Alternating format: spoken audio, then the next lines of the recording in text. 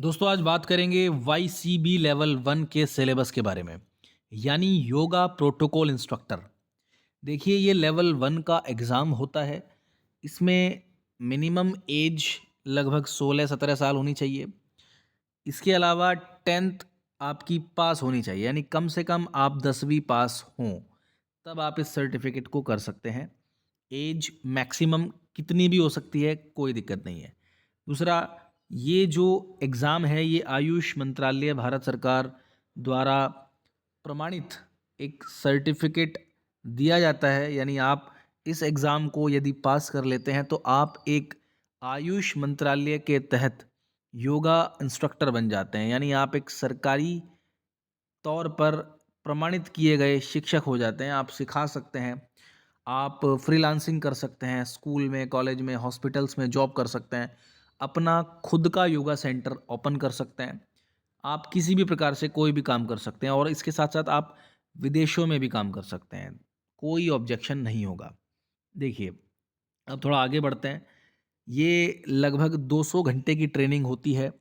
इसमें लगभग 3 महीने लग सकते हैं, 1 से लेके 3 महीने भी लग सकते हैं।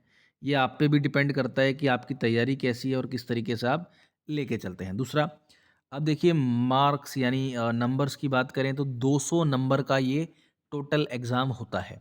यानी 60 नंबर का, 60 नंबर का थ्योरी क्वेश्चंस आते हैं और 140 140 नंबर के प्रैक्टिकल क्वेश्चंस पूछे जाते हैं, यानी आपसे प्रैक्टिकल भी करवा के देखा जाएगा।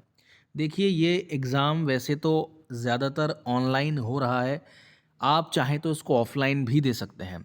इसकी एक प्रॉपर ऑफ़िशियल वेबसाइट होती है, उस पे आपको जाना है, खुद को रजिस्टर करना है और फिर आप इसकी फ़ीस को सबमिट करके ये एग्ज़ाम फ़ॉर्म फिल कर सकते हैं।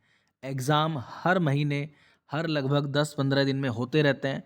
आप इसके एग्ज़ाम को कभी भी फिल करें और कभी भी एग्ज़ाम दे सकते हैं, कोई दिक्कत नहीं। अब आगे बढ़ते हैं, देखिए इसमें पूछा क्या-क्या जाता है। देखिए मैंने बताया कि 200 नंबर का एग्ज़ाम होगा, 60 नंबर का थ्योरी आएगा, 140 नंबर में आपसे प्रैक्टिकल और एक छोटा-सा इंटरव्यू सेशन रहेगा, छोटा-सा। अब देखिए थ्योरी में क्या-क्या आता है, थ्योरी में वो लोग पूछते हैं कि इंट्रोडक्शन बताइए, योगा के बारे में परिचय। योगा के कौन-कौन से भाग हैं, योगा कितने प्रकार का होता है, इस तरह की बातें आपसे पूछी जाती हैं थ्योरेटिकल में। यानी हठ योग है, अष्टांग योग है, कर्म योग है, भक्ति योग, ज्ञान योग, ये सब बातें पूछी जाती हैं। दूसरा, इंट्रोडक्शन ऑफ योगा टेक्स्ट। यही है कि हमारे समय में, अभी फ़िलहाल में हमारे पास जो भी योगा से संबंधित जो भी टेक्स्ट है, उसकी नॉलेज, जैसे हठ योग के कुछ ग्रंथ हैं और कर्म योग, ज्ञान योग, भक्ति योग, जो भी ग्रंथ योग के बारे में बताते हैं, उनमें से आपसे सवाल पूछे जाते हैं। दूसरा, योगा फॉर हेल्थ प्रमोशन, यानी योग को हम अपने जीवन में कैसे उतारें, हमारी वजह से हमारे समाज, हमारे आसपास के लोगों के जीवन में क्या परिवर्तन लेके आ पा रहे हैं, ये भी मैटर करता है। तो लगभग 60 नंबर का आपसे ये सवाल पूछे जाते हैं, यानी एक-एक नंबर के 60 क्वेश्चन आते हैं, जिसको आपको टिक टिक करके, यानी ऑब्जेक्टिव टाइप क्वेश्चन होते हैं, उसको क्लिक करना है आपको और अपना आंसर देना है। फिर इसके बाद जब आप ये एग्ज़ाम यानी ये राउंड क्लियर कर लेंगे थ्योरी का, उसके बाद फिर आप सेकंड राउंड में जाते हो। सेकंड राउंड में आपसे प्रैक्टिकल करवा के देखा जाता है। देखिए डेमोंस्ट्रेशन स्किल्स 80 नंबर का आता है, यानी 80 मार्क्स, यानी आपको योग को कराना आना चाहिए। ये स्पेशल इसलिए है कि आप किस तरीके से सिखाते हैं, आपके सिखाने का, बात को समझाने का ढंग क्या है, तरीका कैसा है, इंटरेस्टिंग तरीके से कैसे सिखा पाते हैं। यानी आप अपनी बात को एक छोटे से बच्चे को, अपनी बात को एक किसी जवान, किसी लड़का या लड़की को, किसी बुजुर्ग व्यक्ति को यानी सीनियर सिटीजन को, यानी अनपढ़ से लेके पढ़े हुए हर एक व्यक्ति को आप अपनी बात समझा सकते हैं क्या? ये इसमें मैटर करता है। अब देखिए डेमोंस्ट्रेशन स्किल्स में पूछा जाएगा कि भई आप ये आसन करवा के दिखाइए, इसके बारे में बताइए, मंत्र बोलिए, वो मैं अभी आपको धीरे-धीरे थोड़ा आगे बताऊँगा।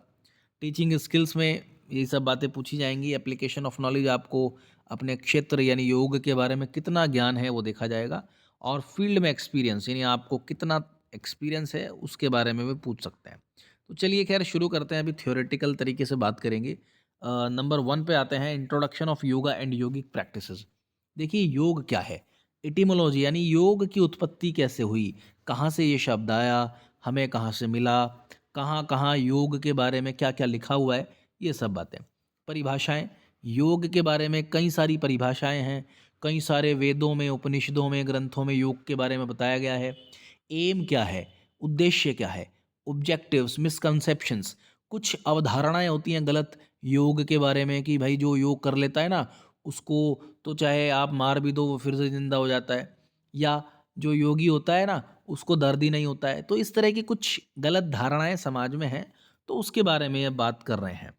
1.2 पे आते हैं। इसकी उत्पत्ति, इसका जो इतिहास है वो कैसा रहा? डेवलपमेंट कैसे हुआ यानी विकास कैसे हुआ? योग शुरू में कैसा था हज़ारों साल पहले और आज योग कैसा है? इसके बारे में बात की जाती है, पूछा जाता है। 1.3 पे आते हैं, यानी योगा प्रैक्टिशनर जो हैं, उनके द्वारा क्या-क्या चीज़ें फ़ॉलो की जानी चाहिए आज के समाज में। देखिए आज के समय में तो ख़ैर योग एक आसन का डेमोंस्ट्रेशन यानी प्रदर्शन बन के रह गया है सिर्फ़। हालाँकि योग सिर्फ़ ये नहीं होता है, आसन तो सिर्फ़ एक अंग होता है योग का। दूसरा, आगे बढ़ते हैं, 1.4 यानी प्रिंसिपल्स ऑफ योग यानी त्रिगुण। त्रिगुण मतलब 3 तरह के गुण होते हैं प्रकृति में, सात्विक, राजसिक और तामसिक। इसके बाद होता है अंतःकरण चतुष्टय, मन, बुद्धि, चित्त, अहंकार, इसके बारे में आप पढ़ते हैं। त्रिशरीर यानी शरीर 3 प्रकार के होते हैं, स्थूल, सूक्ष्म और कारण शरीर। पंचकोश, 5 तरह के कोश होते हैं, अन्नमय, प्राणमय, ज्ञानमय, मनोमय, विज्ञानमय। तो इन सब चीज़ों के बारे में आपको पढ़ना है, ये आपसे पूछा जाएगा। 1.5 की अगर बात करें तो introduction of major schools of yoga यानी ज्ञान योग क्या कहता है, भक्ति योग क्या होता है, कर्म योग क्या है, पतंजलि जो ऋषि पतंजलि हुए हैं उन्होंने योग के बारे में क्या कहा। देखिए जिनके नाम पे बाबा रामदेव, स्वामी रामदेव की कंपनी है ना, वो ही हैं पतंजलि ऋषि। उनके नाम पे उन्होंने एक ग्रंथ लिखा है, दैट इज़ पतंजलि योग सूत्र, उसके बारे में पूछा जाता है। हठ योग, हठ योग क्या होता है? भगवान शिव हठ योगी हैं स्वयं। तो इस तरह की बातें आपसे पूछी जाती हैं। 1.6 पे आते हैं, introduction of yoga practices for health and wellbeing यानी योगा प्रैक्टिस इस तरह की जो हमारे समाज के जो लोग हैं उनको स्वस्थ, उनको खुशहाल करने के लिए हम क्या इस समाज को दे सकते हैं, हम कैसे उन लोगों को उनकी समस्याओं से बाहर निकाल सकते हैं। हेल्थ इश्यूज़ देख लो, आज के समय में सबके साथ कुछ ना कुछ हेल्थ इश्यूज़ हैं। आप अपने आस पड़ोस में, अपने रिश्तेदारों में देख लो, कितने सारे लोग कितनी सारी समस्याओं से परेशान हैं। तो आप कितना अच्छा एक सेवा का काम भी कर सकते हो योग में। देखिए, योग एक ऐसा विषय है, ये तो स्वयं के लिए है, पहली बात ये। बात दूसरी तो छोड़ ही देनी चाहिए।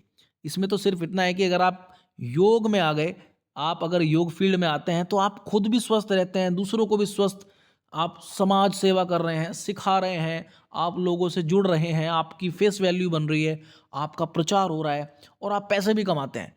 तो और इसको आप पार्ट टाइम भी कर सकते हैं। सबसे बड़ी बात, इसमें फुल टाइम का चक्कर नहीं है। आप सुबह 2-3-4 घंटे योगा करें और करवाएँ, शाम के समय 2-4 घंटे कराएँ, यानी आप इसको पार्ट टाइम भी ले सकते हैं। ये तो बहुत अच्छा विकल्प है। और आप देख ही रहे हैं आज के ज़माने में कितना ज़्यादा प्रचार-प्रसार हो रहा है योग का, ये अच्छी बात है। हमारे देश का नाम भी ऊँचा हो रहा है, हमें खुश होना चाहिए। ख़ैर, चलिए आगे बढ़ते हैं। देखिए, उसके बाद पूछते हैं 1.7 में, इंट्रोडक्शन ऑफ षटकर्म। षटकर्म होते हैं क्या? शरीर को साफ करने की कुछ क्रियाएँ होती हैं योग में। नेति, धोती, वस्ति, नौली, त्राटक एंड कपालभाति। तो कुछ सफाई करने के तरीके होते हैं, वो आपको आने चाहिए, उसके बारे में आपको पता होना चाहिए।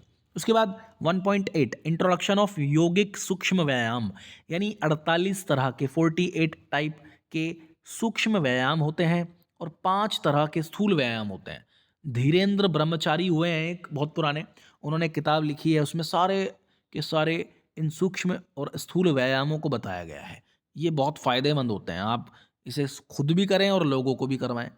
इसके अलावा 1.9 पे आते हैं, ये है इंट्रोडक्शन ऑफ योगासना। देखो योग आसन का मतलब क्या होता है? देखो आसन खाली ये नहीं है कि हम सिर्फ बैठे हैं वही आसन होता है। आसन तो बहुत तरह के होते हैं, हज़ारों लाखों तरह के आसन होते हैं। हर आसन का अपना अपना अलग अलग फ़ायदा होता है। खैर, आज के समय में योग को सिर्फ आसनों से जोड़ के देखा जाता है, बट सच्चाई इससे उल्टी है।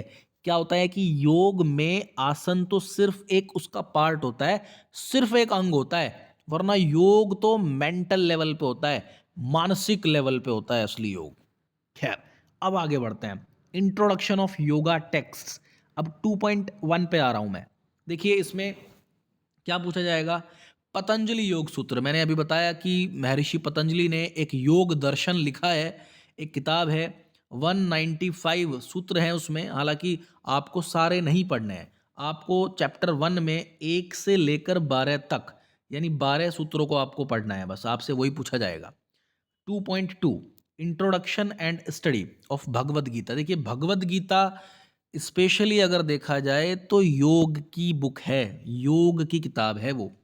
आपको क्या करना है, वैसे तो देखो गीता में 700 श्लोक होते हैं, 18 अध्याय होते हैं, लेकिन आपको सारे नहीं पढ़ने हैं। आपको चैप्टर नंबर 2 का 47, 48, 49, 50 एंड 70 यानी 5 श्लोक आपको पढ़ने हैं। आपके सिलेबस में इतना ही है। अब आते हैं 2.3 इंट्रोडक्शन ऑफ स्टडी ऑफ हठ प्रदीपिका। देखिए हठ प्रदीपिका क्या है। देखिए जो हठ योग है, हठ योग को बहुत सारी किताबों में बताया गया है। यानी कि जैसे आज के ज़माने में अगर देखा जाए, एक अगर मैं बुक की बात करूं, मान लीजिए कोई जीव विज्ञान की बुक है, तो अलग अलग राइटर उस बुक को लिखते हैं। तो वैसे ही हठ योग को अलग अलग ऋषियों ने लिखा है, तो उनमें से एक है हठ प्रदीपिका। ये भी एक ग्रंथ है हठ योग का, और घेरंड संहिता भी है। ऐसे बहुत सारे ग्रंथ हैं, तो उनमें से एक आपके सिलेबस में आता है, दैट इज हठ प्रदीपिका। यानी ये स्वामी स्वात्माराम ने लिखा था। इसमें हठ योग के बारे में बताया गया है, इसमें प्रॉपर तरीके से सिखाया गया है, समझाया गया है, आसन प्राणायाम वगैरह सब कुछ इसमें बताया गया है। तो ये आपको इसका इंट्रोडक्शन पढ़ना है, परिचय पढ़ना है। चलिए आगे बढ़ें। 2.4 में आते हैं, जर्नल इंट्रोडक्शन ऑफ प्रस्थानांतरयी। प्रस्थानांतरयी का अर्थ होता है कि जब कोई ग्रंथ, कोई उपनिषद लिखा जाता है, तो उसको वेरीफाई करने के लिए कुछ चीज़ें होती हैं। आप जब आगे पढ़ेंगे तो समझ पाएंगे। 2.5 में आते हैं, कॉन्सेप्ट ऑफ प्रिंसिपल्स ऑफ आहार, यानी डाइट के बारे में, आहार कैसा होना चाहिए। आहार हठ प्रदीपिका ग्रंथ में कैसे बताया गया है और भगवद गीता में कैसे बताया गया है। देखिए आहार भी 3 तरह के होते हैं वैसे तो, सात्विक, राजसिक और तामसिक, और इसको स्वामी स्वात्माराम ने हठ प्रदीपिका में कुछ अलग ढंग से समझाया है, उसके बारे में आपको पढ़ना है। अब देखिए 2.6 में आते हैं, सिग्निफिकेंस ऑफ हठ योगा प्रैक्टिसेस। यानी देखिए हठ योग का हमारे जीवन में क्या लाभ है। हमारे जीवन में अगर हम हठ योग को करते हैं तो उससे क्या क्या फ़ायदे होंगे हमें। देखिए योग की ज़रूरत सबको है। आज आप खुद देखो, आपका कस्टमर हर एक व्यक्ति बन सकता है, एक छोटा सा बच्चा और एक बूढ़ा व्यक्ति। हर व्यक्ति आपका कस्टमर हो सकता है। भगवान ना करे कि किसी को कोई समस्या हो, आप दूसरों को एक अच्छा माहौल दें, सिखाएं, दूसरों की समस्याओं को दूर करें, इससे अच्छी कोई बात ही नहीं है। खैर चलिए आगे बढ़ते हैं। 2.7 पे आते हैं, ये है पतंजलि योगा। वही है कि आपको योग दर्शन के बारे में पढ़ना है। 2.8 में आते हैं, बहिरंग और अष्टांग यानी अंतरंग योगा। देखिए एक अष्टांग योग होता है, आपने सुना होगा, यम, नियम, आसन, प्राणायाम, प्रत्याहार, धारणा, ध्यान और समाधि। देखिए ये किसने लिखा है, ये पतंजलि जी ने लिखा है। अब पतंजलि जी ने भी इसके 2 वेरिएशन यानी 2 टाइप्स बताए हैं। एक होता है बहिरंग, एक होता है अंतरंग, अंदर वाला अंग, और एक बाहर वाला अंग। तो ये आप समझेंगे जब आप इसमें एंटर करेंगे तब। 2.9 में आते हैं, भगवद गीता में हेल्दी लिविंग, एक अच्छी जीवन शैली के लिए क्या बताया गया है, ये सब लिखा हुआ है श्लोकों के ज़रिए। श्लोकों को आपको पढ़ना है, याद करना है, अपने निजी ज़िंदगी में इस्तेमाल में लाना है। 2.10 पे आते हैं, importance of subjective experience in daily yoga practice. देखिए कहने का अर्थ ये भी है कि आप अगर योगा सिखाते हैं तो आप खुद के लिए भी टाइम निकालें, अपने लिए भी योग करें, दूसरे से करवाएं, और जब आप खुद स्वस्थ होंगे तभी आप समाज को, अपने आस पड़ोस, रिश्तेदारों को स्वस्थ रखेंगे, तभी आप अच्छे से काम कर पाएंगे। कहने का अर्थ ये होता है। देखिए, अब आते हैं आगे, योगा फॉर हेल्थ प्रमोशन। 3.1 में आते हैं ह्यूमन बॉडी, यानी मानव शरीर के बारे में बताया जाना चाहिए।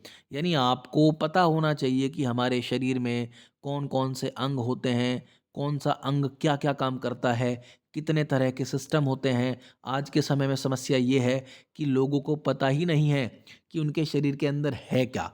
बात सिर्फ़ पढ़ने-पढ़ाने की नहीं है, ये हमारा शरीर है, ये हम खुद हैं। हमें पता होना चाहिए कि हमारे अंदर कौन-कौन से सिस्टम होते हैं। बेसिक जानकारी होना बहुत ज़्यादा ज़रूरी है। आधे लोगों को, मैं बहुत सारे लोगों से मिलता हूँ, पता लगता है कि भाई उन्हें ये तक नहीं पता कि हमारा लीवर किस साइड में होता है, राइट में होता है कि लेफ्ट में होता है। ये हमें पता होना चाहिए। Digestive system, excretory system, respiration system और बहुत सारे सिस्टम होते हैं बॉडी में। देखो, लगभग कम से कम 5-6 सिस्टम के बारे में आपको पता होना चाहिए। ये बहुत ज़रूरी चीज़ है। आगे बढ़ते हैं, 3.2 में आते हैं। देखिए, हेल्थ प्रमोशन के बारे में बताया गया है। यानी आप किस प्रकार से हेल्थ को प्रमोट करेंगे अपने समाज में। देखिए, आज के समय में लोग मोबाइल, लैपटॉप और सेडेंटरी लाइफ़स्टाइल, मोटापा, बीपी, शुगर, थायराइड, इतना परेशान हैं। तो आप ऐसा क्या कर सकते हैं कि उनके जीवन में कुछ नई उमंग, नया जोश भर दें? आप उन्हें स्वस्थ करें, आप उनकी जीवन शैली को योग, आयुर्वेद और प्राकृतिक चिकित्सा से जोड़ दें। कुछ ऐसा करके, कुछ ऐसा नया आइडिया आपके पास होना चाहिए। यही चाहते हैं वो। आयुष मंत्रालय चाहता है कि ऐसा कुछ नए-नए इनोवेशन हमारा युवा करे, यंग लोग करें। चलिए आगे बढ़ते हैं, 3.3 यौगिक पॉजिटिव एटीट्यूड्स, मैत्री, करुणा, मुदिता, उपेक्षा। ये पतंजलि जी द्वारा बताया गया है। ये मैत्री मतलब मित्रता, करुणा मतलब दया। ये धीरे-धीरे आप जब आगे बढ़ेंगे इसमें सब समझ जाएँगे। 3.4 में आते हैं, ये है ज्ञान, वैराग्य, ऐश्वर्य, धर्म। ये सब क्या होता है, इसमें वेद, उपनिषद और पुराण आदि के बारे में भी थोड़ा बहुत पढ़ना पड़ता है। 3.5 में आते हैं, दिनचर्या और ऋतुचर्या क्या होती है। देखिए, योगिक लाइफ़स्टाइल, यानी जब एक व्यक्ति योग करता है, साधक होता है, तो उसकी लाइफ़ स्टाइल जो है, यानी उसकी जो जीवन शैली है ना, वो और दुनिया वाले लोगों से अलग हो जाती है। यानी जो योगी होता है ना, देखो वैसे असली योगी की बात अगर करें, खैर ज़माने में आजकल कोई शायद 1-2 ही मिलेगा। हाँ, साधक की अगर बात करें तो साधक जल्दी सो के जल्दी उठेगा, साधक कम खाना खाएगा, साधक गंदी चीज़ें नहीं खाएगा, साधक का डाइजेशन ठीक रहेगा, समझ रहे हो? यानी कि साधक एकदम हेल्दी रहेगा, खुश मिजाज रहेगा, उसके चेहरे पे स्माइल होगी, शरीर में बल होगा, बुद्धि तेज़ होगी उसकी, बहुत ज़्यादा डिलिजेंट होगा, शार्प माइंड होगा। तो इस तरह की बातें कह रहे हैं कि भई आप अगर योग करते हैं, योगी हैं, तो आपके बॉडी स्ट्रक्चर, आपके पर्सनैलिटी को देख के लगना भी चाहिए कि हाँ, आप योग सिखाने लायक हैं। खैर, आगे बढ़ते हैं।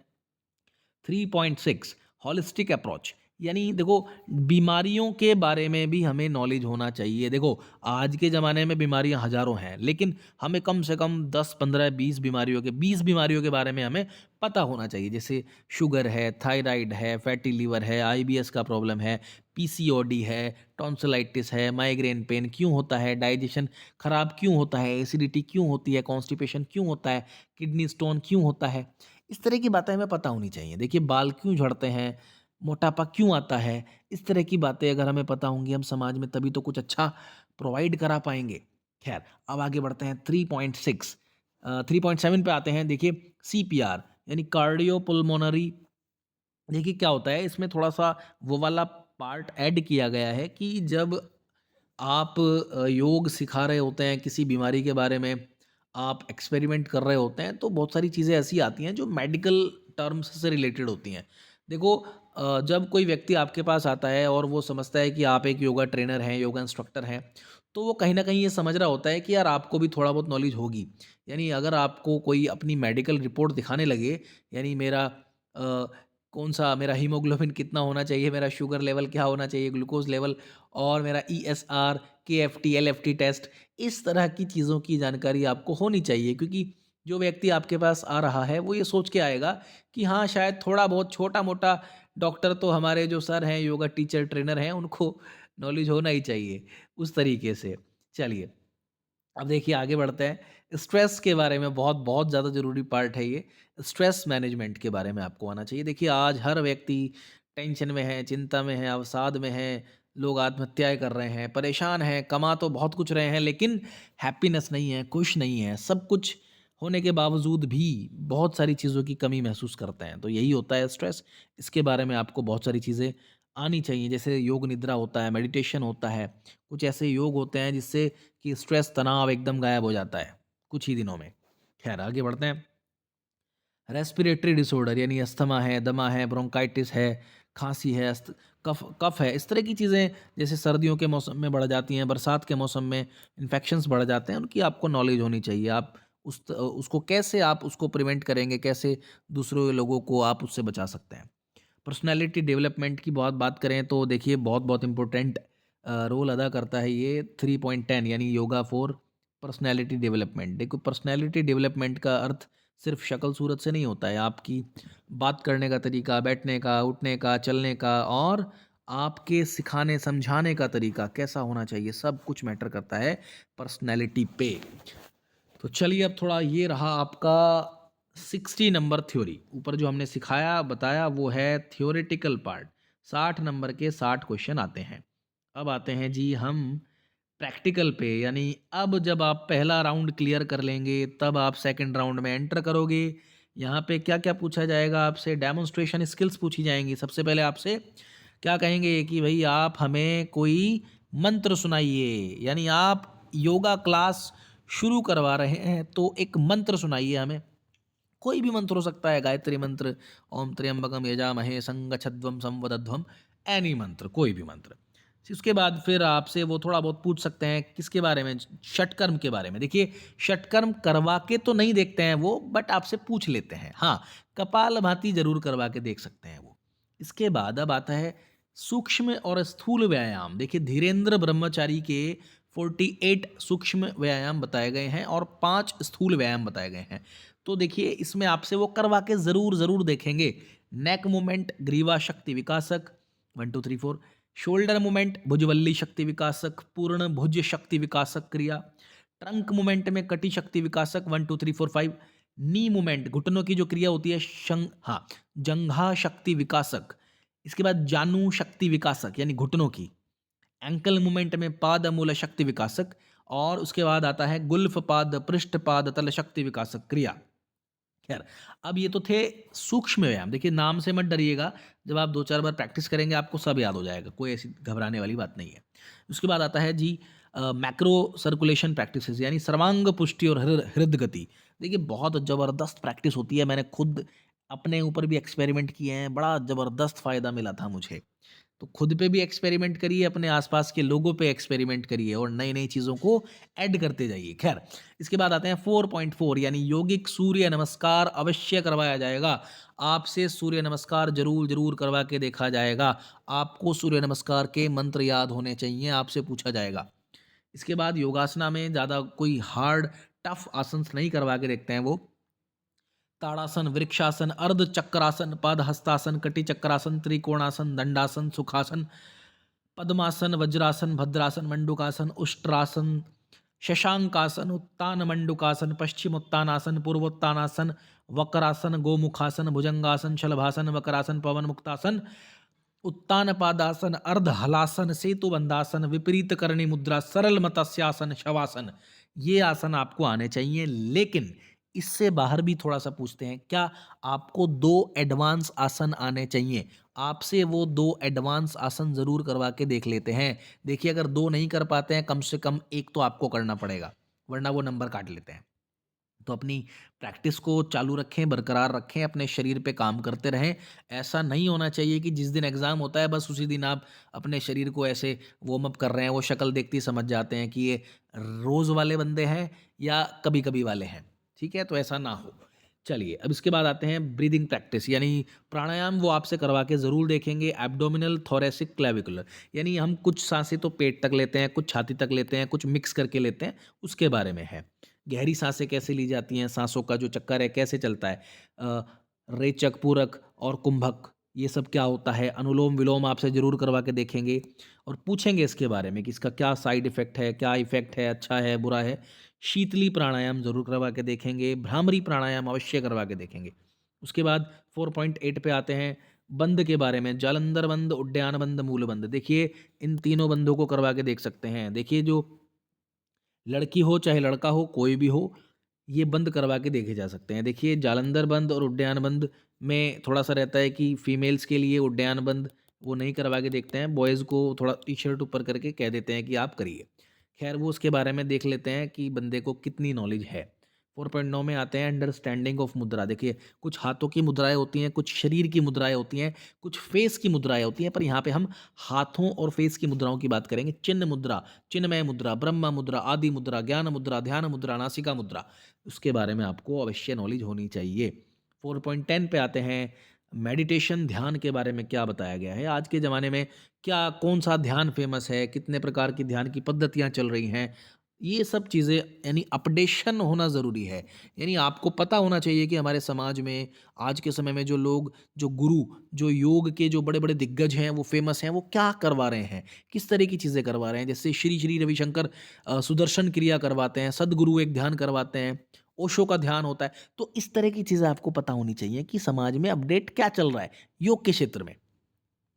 उसके अलावा अब आते हैं देखिए योग निद्रा पे, बॉडी हेल्थ अवेयरनेस, ये तो ख़ैर नॉर्मल सी बात है। योग निद्रा बहुत-बहुत ज़रूर आपको आनी चाहिए, करवाना आना चाहिए। वो आपसे पूछ भी सकते हैं कि बॉडी को कैसे आप स्कैनिंग कराएँगे, कैसे साँस लें आप, कैसे-कैसे गाइड करेंगे आप हमें, थोड़ा-सा एक्टिंग करके दिखाइए। मान लीजिए आपके सामने 50-40 लोग बैठे हुए हैं, जो सीनियर सिटीज़न हैं, जिनको blood sugar, heart heart attack का प्रॉब्लम है, दिल का प्रॉब्लम है, अब उन्हें कैसे आप योगा कराएँगे?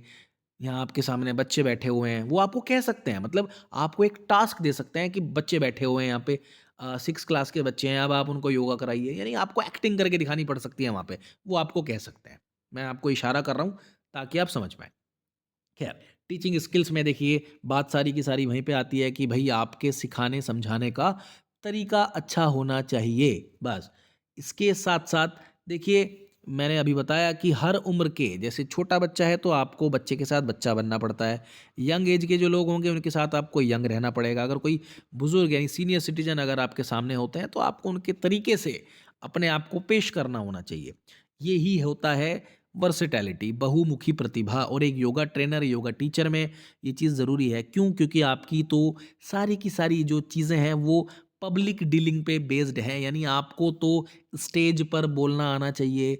50, 100 या मैं कहता हूँ अगर 1000 लोग भी सामने बैठे हैं ना, तब भी आपको घबराना नहीं है। इस तरह की पर्सनैलिटी, इस तरह का जुनून आपके अंदर होना चाहिए। खैर, अब आते हैं थोड़ा-सा आगे। Preparation of a yoga class की प्रिपरेशन कैसे कराएँगे आप? उसके लिए कैसे होना चाहिए, अरेंजमेंट कैसे होगा, कौन कहाँ बैठेगा, फीमेल कहाँ बैठेंगी, मेल कहाँ बैठेंगे, स्टेज कितनी दूर होना चाहिए, माइक का जो सिस्टम है वो कैसे काम करेगा, खिड़कियाँ खुली रहनी चाहिए, हॉल के अंदर है, कहाँ पे है, मतलब क्लास का मैनेजमेंट, प्रबंधन कैसे होना चाहिए, ये कहना चाह रहे हैं। अब इसके अलावा इसमें प्रिकॉशंस और कॉन्ट्राडिक्शंस भी हो सकते हैं। देखिए मान लीजिए आपने किसी को योगा कराया, उसकी कमर में दर्द हो गया क्योंकि उसका ऑपरेशन हो रखा है, तो ऐसी चीज़ें आपको पहले ही बता देनी पड़ेंगी। देखिए कहते हैं ना कि सावधानी पहले होती है, यानी आपको ये बात पहले ही क्लास शुरू करने से पहले ही खोल देनी चाहिए कि किसी को कोई समस्या है, कोई फीमेल यदि प्रेग्नेंट है तो बता दें, किसी को कमर में दिक्कत है, कोई ऑपरेशन हुआ है, कोई हेल्थ इशू है तो बता दें। देखिए सारी चीज़ें सबके लिए नहीं होती, सारा योग सबके लिए नहीं होता। सबकी बॉडी अलग-अलग होती है, सबकी प्रकृति अलग-अलग होती है। कोई कफ, वात, पित्त वाला होता है, किसी की फिज़िकल जो शक्ति होती है, मतलब फिज़िकल जो ताकत है किसी-किसी में बहुत ज़्यादा होती है, किसी-किसी में बहुत कम होती है, कोई बहुत सेंसिटिव होते हैं, तो हर तरह के लोग होते हैं। तो आपको सबका ध्यान रखते हुए अपनी क्लास को कंडक्ट करवाना आना चाहिए, ये कहना चाह रहे हैं। और आपको थोड़ा आना चाहिए कि भई आइडियल योगा इंस्ट्रक्टर कैसे पेश आता है, कैसे काम करता है, और योगा के लेसन प्लान, यानी आप सिर्फ़ एक ही चीज़ को रोज़ ना कराएँ, रोज़ बदल-बदल के चीज़ें कराएँ, कुछ नया खोजने की कोशिश करें, कुछ इंटरेस्टिंग बनाएँ क्लास को ताकि लोग आपके पास आएँ। लोग आपके पास तभी आएँगे जब उन्हें कुछ इंटरेस्टेड लगेगा, वरना लोग नहीं आते हैं। देखिए बड़ा मुश्किल काम होता है लोगों को बुलाना, ये आपके अंदर टैलेंट और स्किल होनी चाहिए। ये दम आपके अंदर होना चाहिए कि लोगों को कैसे आप अट्रैक्ट करेंगे, बुलाएँगे, ठीक है? योगा करवाना बड़ा मुश्किल काम होता है, देखा जाए तो। लोग आते नहीं हैं जल्दी से, ये तो आपको ही शुरुआत करनी पड़ेगी। दूसरों के भरोसे नहीं बैठना है, खुद आगे बढ़ना है, लोगों को बुलाना है, उन्हें आदत डलवानी है, उन्हें आदत लगाने के बाद ऐसा माहौल पैदा करना है कि वो आपको ढूँढें कि सर, मैम प्लीज़ हमें योगा कराइए, हमें सिखाइए, अपनी फ़ीस बताइए। ख़ैर चलिए थोड़ा-सा मोटिवेशन आपके लिए था ताकि आप चीज़ों को और अच्छे से ऑब्ज़र्व करें, समझें, सीखें। ख़ैर अब ये कुछ बुक्स के नाम हैं जिसमें मतलब राइटर और बुक का नाम लिखा हुआ है, आप ये भी परचेज़ कर सकते हैं। इसकी प्रॉपर एक बुक्स और एक सिलेबस के हिसाब से यहाँ पे दिया हुआ है, देख सकते हैं आप। ये देखिए बहुत सारी बुक्स और बहुत सारे राइटर का नाम लिखा हुआ है। ठीक है सर? ये होता है हमारा सिलेबस लेवल 1 यानी वाईसीबी योगा प्रोटोकॉल इंस्ट्रक्टर का सिलेबस। और बस ये प्रैक्टिकल हो जाने के बाद आपसे छोटा-मोटा एक इंटरव्यू सेशन वो लेते हैं, आपसे 8-10 सवाल पूछते हैं वो। फिर उसके बाद लगभग 1 हफ्ते में आपका सर्टिफ़िकेट आ जाता है पीडीएफ फॉर्मेट में। पीडीएफ को आप एक कागज़ पे एक शीट पे प्रिंट करा के रख लें, तो आपके जीवन भर काम आता है और आप एक सर्टिफ़ाइड योगा इंस्ट्रक्टर हो जाते हैं। तो आज के लिए इतना ही, मैं अगली वीडियो लेवल 2 और 3 पे भी बनाऊँगा। तो धन्यवाद, नमस्कार।